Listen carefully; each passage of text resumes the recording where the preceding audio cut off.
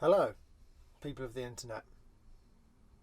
I'm not entirely sure what this is, what it will be, if I'll continue to do it. I know that I had an inclination a month or so ago to, musicians and artists always have to put content up, and I suppose I had a hankering to do something which felt honest and, quite frankly, scary. Um, and just in a world where you look on social media and everything seems so wonderful and romantic and embellished, it's difficult to tell what's real, especially over the past year or so. What with all these lockdowns and spending time inside thinking. Um, Looking on social media and seeing. Trouble is mostly people only really post about the good things that are happening. So I kept seeing loads of people who were, and talking about how productive they were being and recorded however many songs or albums or paintings or, you know, whilst I was sat there in my pants playing Xbox. And the comparison, the comparison did not seem good at the time. And I was doing a lot of beating myself up.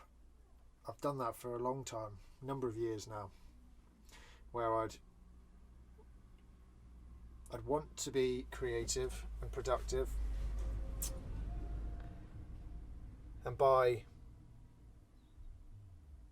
so when I wouldn't do that, I'd beat myself up. I'd try and push myself to do it, and then I wouldn't do it again, and then I'd beat myself up, and I wouldn't do it again, I'd beat myself up. There's no positive feedback from myself. It was all just being like somebody you wouldn't want to be your friend, essentially, to myself. And I needed a break, and that was one of the silver linings of lockdown, is that it forced me to do it. I mean, I didn't like it for the first 8 months or whatever, but in the past couple, I've realised that it was exactly what I needed.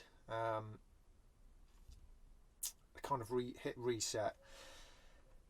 And after a long period of time of beating myself up and not really being very productive at all, and comparing myself to everything, I decided, you know what, I'm not going to do anything musical unless I want to.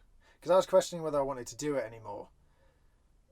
I've played music for a long time now, and it is so entwined with my identity, and I've spoken to some people since being allowed out in the world again who have said the same. It was like when that was taken away. I mean, I had the niggling feelings anyway before this whole COVID thing, where I felt like a bit of an imposter syndrome and all that, which also is very common. But you feel very lonely at the time. So yes, a couple of months ago, I just took a break. I just thought, screw this. I'm not doing this to myself anymore. Went out and started meeting some new people and made some good friends and did some things I hadn't done for a while or before, and did some sort of quote unquote wild swimming and just stuff to completely take my mind off it and listen to what other people had to say, what they were doing, then so I could think, oh, maybe I want to go down that avenue in life. But weirdly, I remember very early on in the whole COVID thing, I listened to a interview with a guy called Sturgill Simpson, who is fantastic. You should listen to him if you haven't. Big inspiration. I remember him saying something like the best thing that he did for his music was step away from his music. And at the time I understood the principle, but I certainly couldn't put it into practice. But yeah, that was kind of what I did, and in it, and strangely, from not doing it, it's come full circle, and now I'm just like I'm raring. I'm looking forward to gigs. I'm going up to Bristol to start recording an album with my friend Jack Cookson tomorrow. Well, tonight technically, and things are on the positive again. But it was strange how much effort it took to not put effort in. to my music, if that makes any sense.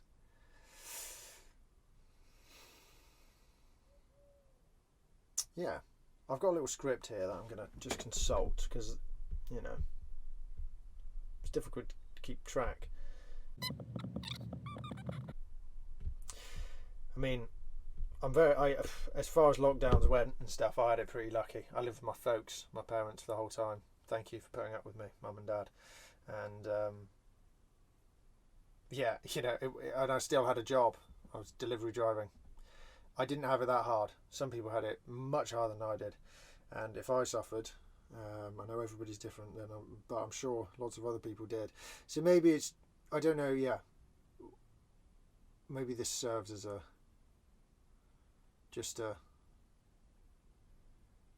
know what you were feeling. Maybe. But yeah, I'm very lucky to be sat here in my van that I'm currently bimbling about in, visiting friends and playing music and all this stuff. So on that note, I'm going to play you a song. I'm going to play a song called Something That'll Never Be Mine, and it's about not really knowing where your life is going, which, although I'm maybe slightly more hopeful about it, it's still a big old question. And yeah, I wrote it 3 or 4 years ago, and that was how I felt, and I still feel that now. But such is life.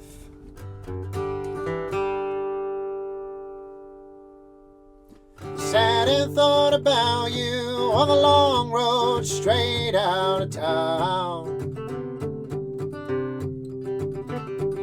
and all the ways I'm thankful for your comfort, but I'm bound to let you down. It's funny how the same thing that made me happy is the reason that I left. Still I see no one more until I get more, then all I want is less. Something that will never be mine, won't let it escape me this time, 'cause I've been searching blind for something I can't find. Meet you at the end of the line, something that will never be mine. No one is as beautiful as a lover you're about to leave behind.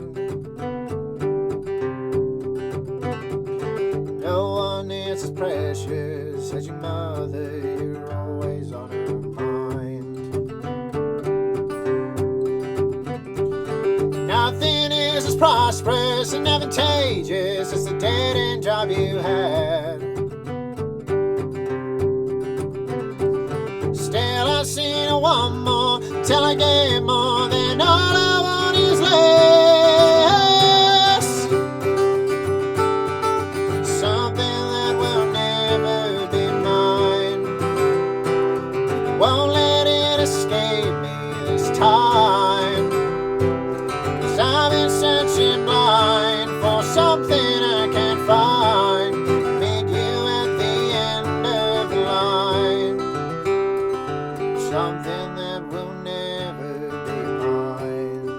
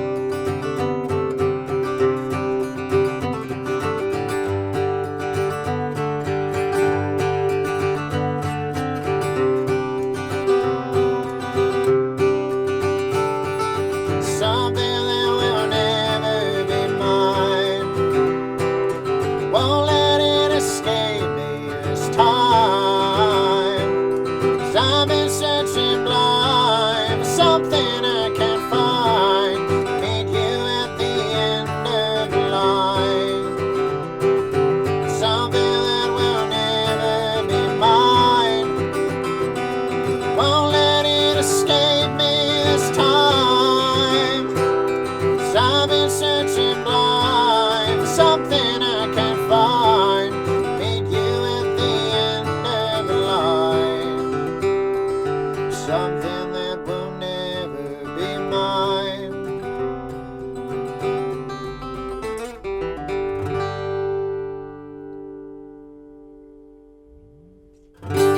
Thank you very much for listening. If you did listen to the whole thing, I appreciate it. And yeah, maybe I'll do this again. I don't know. We'll see. I think I might. But yeah, take care of yourselves and each other. Cheers.